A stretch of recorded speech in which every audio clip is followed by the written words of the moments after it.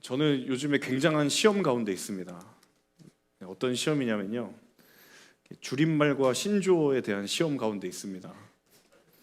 요즘 워낙 줄임말이 많고 그 줄임말 때문에 생성되는 신조어가 너무 많아서 저 나름대로 이 세대에 뒤처지지 않으려고 부단히 애를 쓰는데 가끔 쉽지 않다라는 것을 느낄 때가 있습니다. 금요일도 저희 리더십 모임을 온라인으로 하는데 처음 듣는 단어가 채팅창에 올라오는 거예요. 그래서 이 단어가 무슨 말일까 이렇게 물어보지 않고 제가 스스로 찾았어야 하는데 그 말이 뭐냐고 물었더니 온갖 수치와 조롱을 당한 기억이 있습니다. 그 말이 무슨 단어인지는 제가 말씀드릴 수가 없지만 대표적인 예를 하나 들어볼까요? 그런 류의 단어 가운데 아싸라는 단어가 있습니다. 아마도 여기 앉아 계신 모든 분들이라면 이 말의 뜻이 무엇인지 모르는 분은 없을 것이라고 생각이 됩니다. 자, 아싸가 무엇의 줄임말이죠? 아웃사이더의 줄임말입니다. 어떤 무리나 어떤 집단에 어울리지 못하거나 혹은 어울리지 않기로 내가 작정하고 혼자 지내는 그런 사람들을 가리켜서 아싸라고 이야기를 하죠. 자, 그런가 하면 이 아싸의 반대말 뭐죠? 인싸. 인사이더의 줄임말인데요. 제가 이 인싸가 무슨 뜻인지 좀 정확히 알려고 인터넷을 검색을 했는데 놀라운 사실을 하나 발견했습니다. 그것은 무엇이냐면 이 인싸가 국어사전에 등재되어 있는 단어예요. 여러분, 이게 굉장히 유행어와 신조어라고 생각해서 국어사전에 없을 거라고 저도 생각을 했는데 인싸를 찾아보니까 국어사전에 등재가 되어 있어요. 자, 그럼 국어사전에 이 인싸는 어떤 의미로 등재가 되어 있을까? 잘 한번 들어보십시오. 각종 행사나 모임에 적극적으로 참여하면서 사람들과 잘 어울려 지내는 사람을 이르는 말. 이게 인싸의 국어사전의 정의입니다. 굉장히 근데 의미심장한 사실을 제가 하나 발견했어요. 인싸라는 단어는 국어사전에 있는데 아싸라는 단어는 국어사전에 없습니다. 국어사전마저도 아싸를 외면하는구나. 그런 생각이 드는 거예요. 제가 이 인싸와 아싸를 보면서 문득 그런 생각이 들었습니다. 도대체 인싸와 아싸를 구분하는 기준이 뭘까? 누구도 그 기준에 대해서 이야기하지 않지만 그냥 직감적으로 어떤 사람이나 어떤 상황들을 봤을 때 저 사람은 아싸야, 저 사람은 인싸야 이렇게 이야기를 하는데 도대체 그 기준이 뭐냐는 거예요. 도대체 얼마나 관계의 폭이 넓고 깊어야 아싸가 아니라 인싸일까? 누구도 이 기준에 대해서 수량화하거나 계량화한 사람은 없고요. 근데 분명한 한 가지 사실은 이 모두의 근원에는 뭐가 있냐면 관심과 어떠한 인기 이런 것들이 있다라는 거죠. 자, 사회적으로 관심을 얻기를 원하고 인기를 이렇게 추구하는 사람들은요, 이 인싸가 되기 위해서 엄청난 노력을 합니다. 근데 이 노력에는 어떤 시간적인 요소도 있고 때로는 경제적인 요소도 들어가긴 하죠. 어떤 한 리서치 기관에서 20대를 중심으로 이런 조사를 했다고 해요. 당신은 SNS에 당신의 삶에 대한 사진이나 영상들을 얼마나 자주 올리시나요? 라고 이렇게 질문을 했대요. 결과가 어떠냐면 이 20대가 SNS에 음식이나 쇼핑이나 취미 같은 그런 사진이나 영상을 올리는 횟수가 1일 평균 몇 회일 것 같으세요? SNS 안 하시는 것처럼 저를 이렇게 바라보시고 그러세요. 저 다 알고 있는데 어느 정도 될 것 같으세요? 평균 1.46회라고 합니다. 생각보다 좀 적은 것 같아요.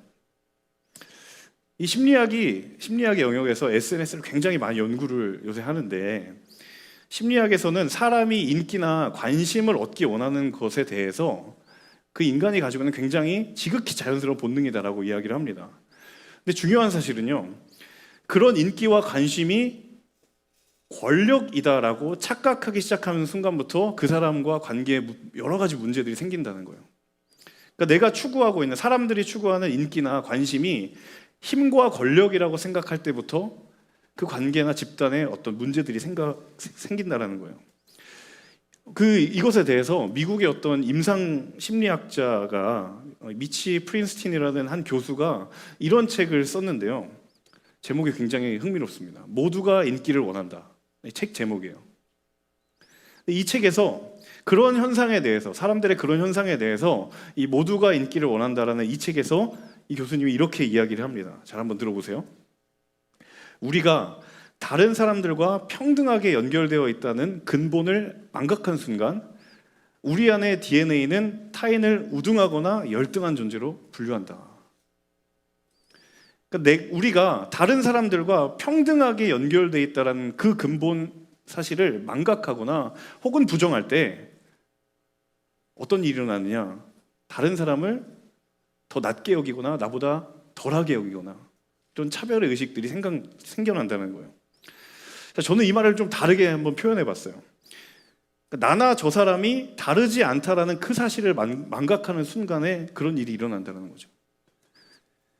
내가 저 사람을 판단하기 시작하는 순간, 나보다 낫거나 혹은 못한 그런 존재를 가지고 기준을 가지고 판단하기 시작한다는 거죠.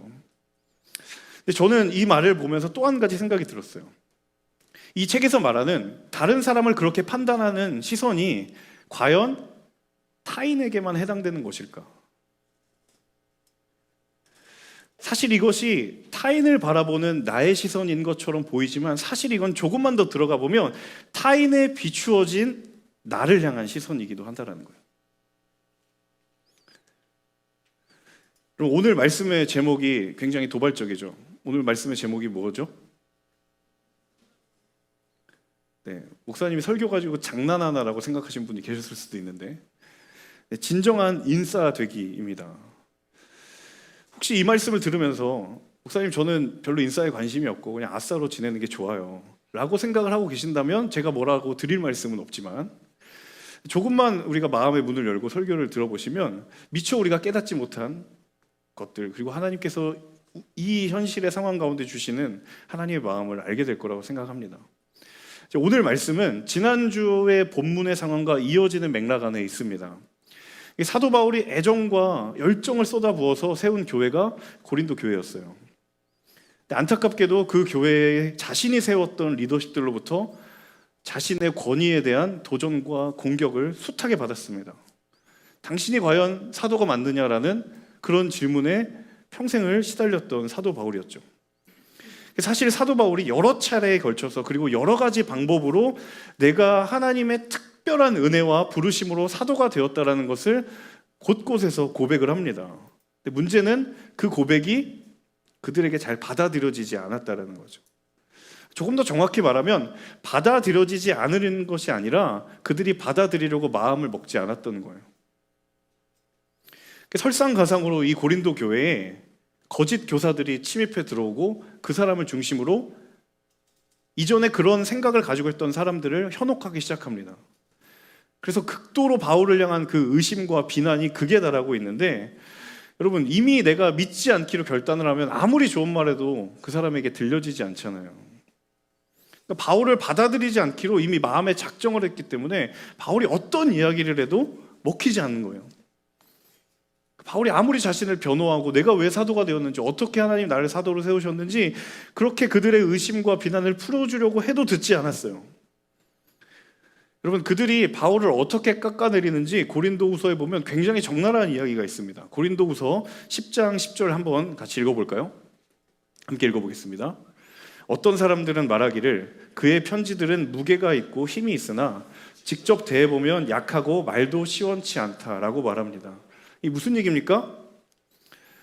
편지만 보면 굉장히 센 사람 같은데 실제로 만나보니까 별것 아니다. 이 바울이 바울 서신에서 워낙 탄탄한 논리로 그들의 주장들을 반박해 나가니까 편지만 읽으면 그들이 소위 말해 쫄아버리는 거예요. 그래서 와 대단한가 보다 해서 바울을 딱 만났는데 말도 어눌하고 별것도 아니고 생김새도 이상하고 제가 이 10장 10절을 제가 바울이라고 생각을 하면 제가 이 말 들으면 굉장히 열받을 것 같아요. 쟤 뭐 글은 대단한 줄 알았더니 만나보니까 별거 아니네. 근데 여러분 이 비난이 중요한 것이 아니라 왜 그러면 고린도 교인들이 이런 말을 왜 하는지 그것을 조금 들여다볼 필요가 있어요. 여러분 잘 알고 계시는 것처럼 이 당시에 고린도 교회는 다른 교회가 정말 부러워할 만한 수많은 은사를 경험한 교회입니다. 그래서 바울이 그거에 대해서 굉장히 감사하거든요. 자, 고린도 전서 1장 4절 5절에 바울이 이렇게 감사를 합니다. 같이 한번 읽어볼게요. 나는 그리스도 예수 안에서 여러분이 받은 하나님의 은혜로 인해 여러분에 대해 항상 내 아버지께 감사드립니다. 이는 여러분이 그리스도 안에서 모든 일, 곧 말과 모든 지식에 있어서 풍성하게 됐기 때문입니다. 여러분, 이 구절을 보시면 아시겠지만 고린도 교회의 교인들이 받은 은혜가 굉장히 많아서 바울이 굉장히 감사하고 하나님께 정말 하나님 주신 은혜가 큽니다라고 이야기를 해요. 비록 그들이 밉지만, 비록 그들이 자신의 말을 듣지 않지만 하나님께서 그들에게 많은 은사와 은혜를 주셨다는 사실에 대해서는 바울이 굉장히 감사합니다. 근데 문제는 그들에게 주었던 그 은사들이 그 뜻과 목적에 맞지 않게 사용되었던 거죠.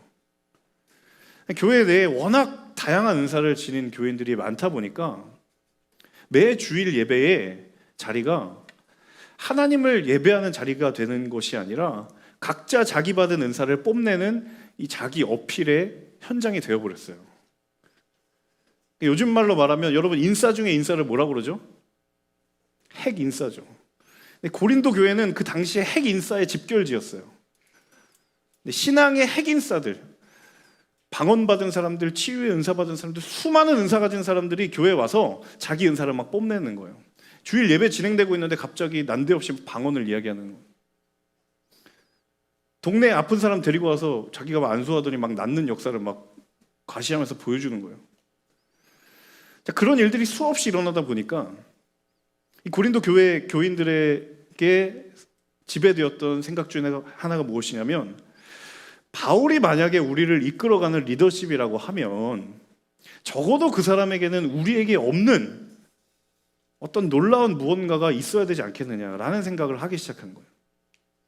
적어도 바울이 우리의 리더고 영적인 리더십이라면 뭐 치유와 방언의 현상은 기본이고 그보다 조금 급이 높은 무언가가 있어야 되지 않겠느냐라는 생각이 그들 마음 가운데 있었던 거죠. 자, 그렇다면 여러분, 사도 바울에게 그런 무언가가 있었을까요? 없었을까요? 있었습니다. 오늘 본문이 바울이 그걸 이야기하는 거예요. 자, 오늘 본문에 12장 1절과 2절을 같이 한번 읽어볼까요? 같이 한번 읽어볼게요. 무익하나마 내가 부득불 자랑하노니 주의 환상과 계시를 말하리라. 내가 그리스도 안에 있는 한 사람을 아노니 그는 14년 전에 셋째 하늘에 이끌려 간 자라. 그가 몸 안에 있었는지 몸 밖에 있었는지 나는 모르거니와 하나님은 아시느니라. 이제 바울이 그 사람들이 기대하는 거, 말해주길 바랬던 그거 진짜 이야기하기 시작한 거예요. 내가 그리스도 안에 있는 어떤 한 사람을 아는데 굉장히 내 얘기가 아닌 것처럼 3인칭 화법으로 그런 사람 내가 알고 있는데 라고 이야기를 시작하는 거예요. 자, 14년 전에 셋째 하늘, 여러분이 흔히 알고 있는 3층 천의 경험을 했던 그 환상을 보았던 사도 바울의 경험을 이야기합니다. 그곳에서 직접 내가 하나님의 계시 들었던 그 음성을 들은 그 경험을 이야기를 하는 거예요. 자, 이 이야기를 꺼내니까 제 아무리 수많은 은사를 가지고 있었던 고린도 교회 교인이더라도 그 얘기 딱 들으니까 와, 드디어 이제 무언가가 있구나, 한 방이 있구나라고 그들이 생각을 하는 거예요.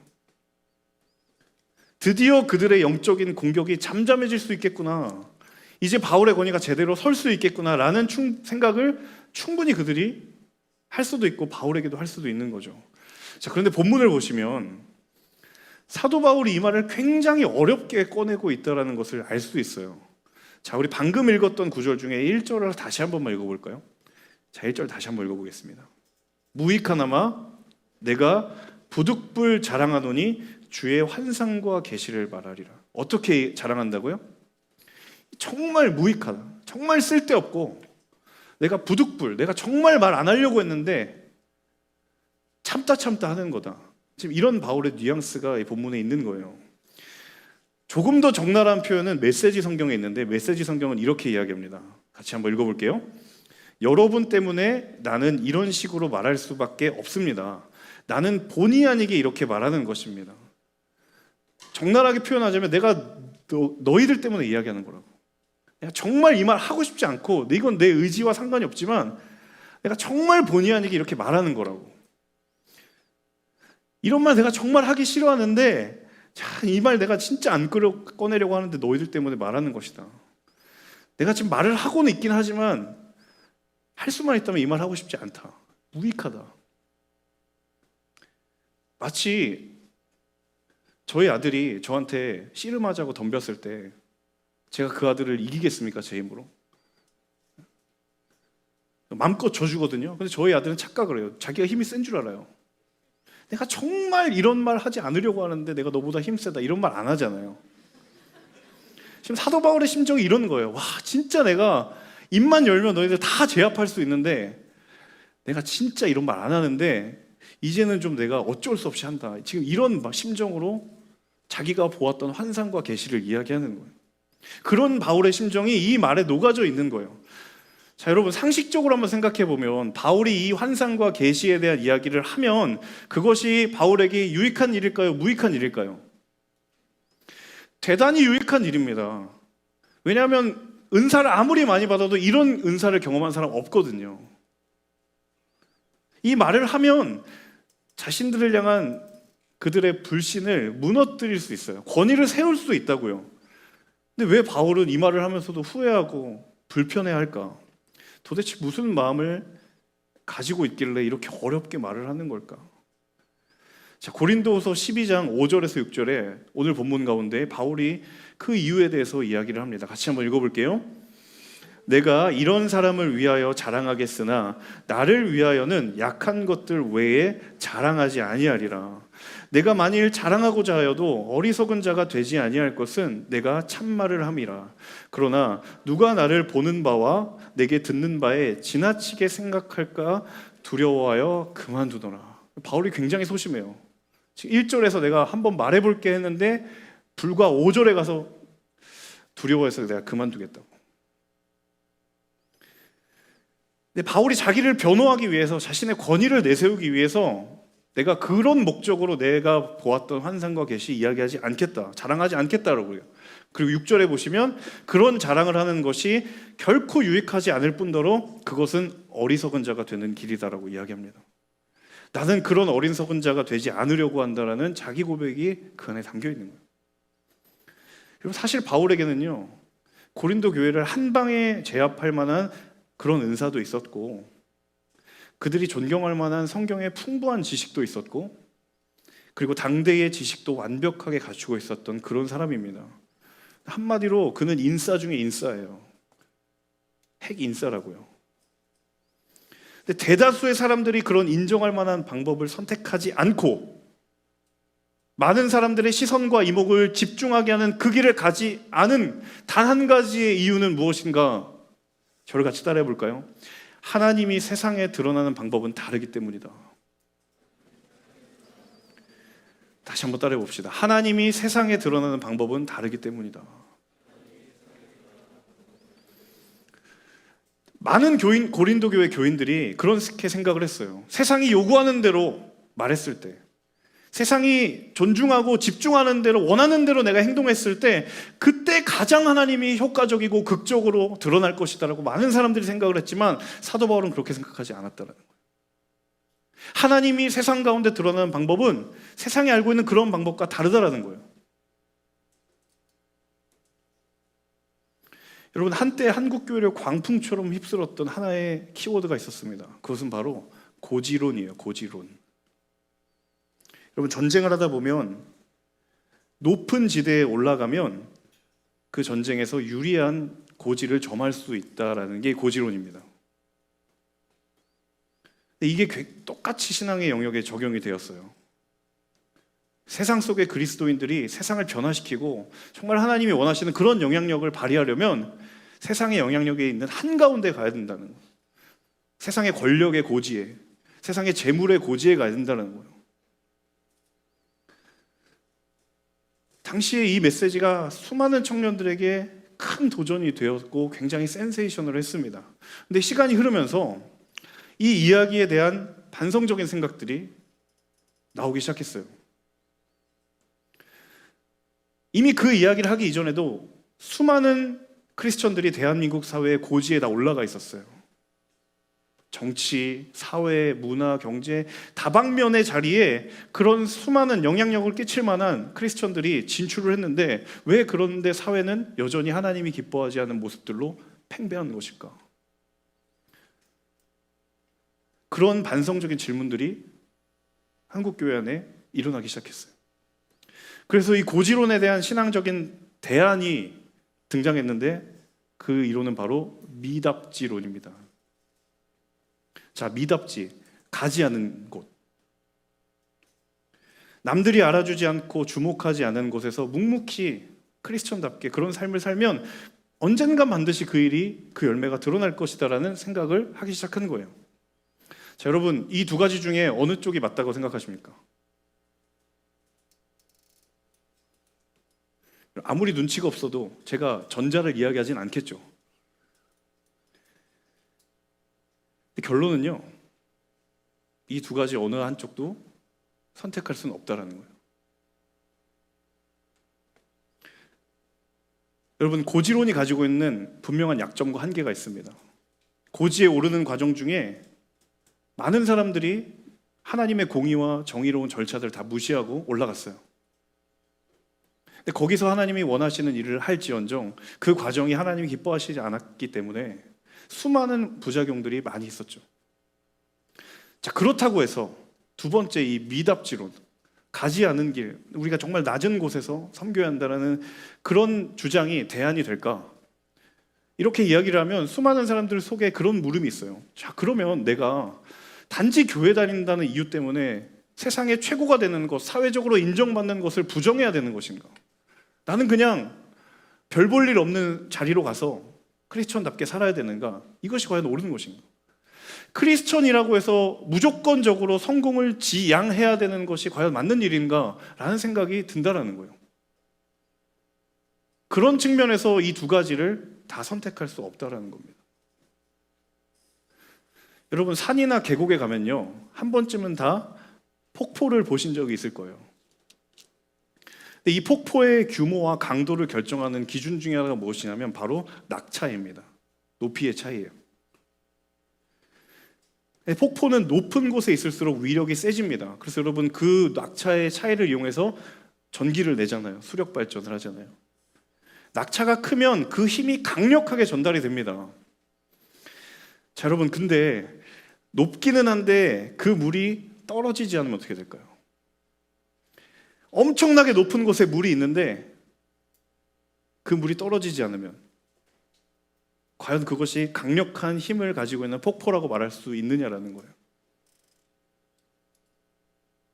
분명히 높은 곳은 필요합니다. 그런데 그 물이 떨어져야 되는 거예요. 그래야 폭포가 갖는 힘이 있는 거예요. 높기만 하고 떨어지지 않는 폭포, 고지론을 향하여 나아갔다면 그것이 이제는 떨어져야 돼요. 그래야 위력이 있고 그래야 영향력이 있는 거예요. 하지만 낮은 곳에만 있다라고 해서 그것은 폭포라고 말할 수 없듯이 말이죠. 바울이 오늘 본문 마지막 구절에서 이렇게 이야기를 하거든요. 고린도후서 12장 10절 같이 한번 볼게요. 함께 읽겠습니다. 그러므로 내가 그리스도를 위하여 약한 것들과 능욕과 궁핍과 박해와 곤고를 기뻐하노니 이는 내가 약한 그때의 강함이라. 자, 내가 그리스도를 위하여 약한 것을 기뻐하노니 내가 약한 그때의 강함이다 라고 말을 하지만 사실 사도 바울은 약점만 있는 사람은 아니었어요. 세상적으로 봤을 때 굉장히 강점이 많은 사람이에요. 분명히 사도 바울은 그런 세상적인 성공을 할 만한 요소들이 굉장히 많았지만 하지만 그걸 위해 자신이 삶을 바치지 않았어요. 그런 측면에서 고지론자는 아닙니다. 하지만 그렇다고 세상에 드러날 만한 무엇인가를 가지고 있지 않은 사람도 아니었어요. 그에게는 세상에 자기가 입을 열면 모든 시선과 이목을 집중시킬 만한 그런 것을 가지고 있었어요. 그런 능력이 있었고 그런 은사가 있었고 그런 은혜를 경험했던 사람입니다. 제가 이 말씀을 준비하면서 굉장히 기도하는 마음으로 준비를 했던 것은 무엇이냐면 제 말의 뉘앙스가 여러분 세상의 성공을 위해서 달려가라고 하는 그런 어떤 과거에 유행했던 비전을 선포하는 것이 아니라는 거예요. 그렇게 전달되지 않기를 바라는 마음이 제 안에 있었어요. 하지만 그럼에도 불구하고 세상에서 여러분이 여러분의 자리에서 정말 성실하게 땀과 수고를 흘려 그 세상에서 영향력을 미치는 것마저도 포기하라는 것이 하나님이 주신 그런 비전은 아니라는 거예요. 사도 바울이 자신에게 주신 은사와 능력이 많았지만 그것을 발휘할 때는 발휘하지만 때로는 숨기고 하나님이 섬겼던 그 성육신적인 약한 모습으로 그 낮은 자리에 갔던 그 바울의 모습이 바울에게 다 있거든요. 그 모습 우리가 닮자라는 거예요. 자신에게 주어진 능력과 은사와 은혜를 하나님이 기뻐하시는 대로 사용해야 되는 것이지 그것을 추구하지 말라는 하나님의 메시지는 아니라는 거예요. 환상 가운데 자신이 만났던 예수 그리스도를 위하여 그분이 살아셨던 대로 철저하게 하나님의 영광을 위하여 드리겠노라는 바울의 고백이 있는 거예요. 사랑하는 여러분, 하나님은 우리의 최선을 하나님의 최고와 만나게 하십니다. 이 말은 내가 최선을 다했을 때 내가 기대하고 원했던 그런 최고의 결과물을 하나님이 주시겠다라는 그런 어떤 결과주의적인 그런 멘트가 아니에요. 나의 최선을 통하여서 하나님이 원하시는 최고를 이루어 가신다는 거예요. 근데 그 최고는 세상이 인정하는 것일 수도 있고 그렇지 않은 것일 수도 있습니다. 그건 하나님의 목적에 따라 하나님 마음대로 사용하시는 거예요. 그러므로 여러분, 우리에게 주어진, 저와 여러분에게 주어진 하루하루를 절대로 소홀히 살시면 안 됩니다. 캠퍼스에서 공부 열심히 하셔야 되고요. 학점 관리 잘해야 되고요. 여러분이 하나님 앞에서 꿈꾸고 믿는 비전을 향해 최선을 다해 달려가야 됩니다. 여러분, 직장에서 크리스천이 똑같은 실수를 하면요, 크리스천이면 더 욕먹을 수 있어요. 더 비난받을 수 있어요. 직장을 다니시는 분이라면 조금 더 성실하게 일하려고 노력하셔야 합니다. 하지만 그 땀과 수고 위에 이 고백을 잊지 마셔요. 사도 바울이 고백처럼 내가 정말 부득이하게 고백하는 헛된 자랑일 뿐 주님은 나의 약함을 통하여 일하시고 내가 약할 그때에 강함 되시는 하나님이심을 내가 놓지 않고 살아가는 그 고백이 우리 한가운데 있어야 됩니다. 그래야 최선의 노력에 최고의 결과가 주어지지 않아도 감사할 수 있고, 그래야 내가 기대했던 인생의 성과를 이루었을 때 하나님이 내가 기대하지 않았던 순간 그것을 내려놓으라고 이야기하실 때에도 원망하지 않을 수 있고, 무엇보다 그래야 최고의 결과를 우상으로 삼지 않을 수 있는 줄로 믿습니다. 여러분, 하나님 앞에서 정직하게 땀과 수고를 하십시오. 그리고 하나님의 정하신 때에 감사와 은혜의 고백으로 그것을 드리십시오. 그 결과가 내가 기대했던 것이든 기대하지 않았던 것이든 그것과 관계없이 하나님은 그 자리에서 하나님의 최고의 일들을 여전히 이루어 가시기 때문에 그 하나님의 일하시는 방법을 신뢰하고 의지하며 나아갈 때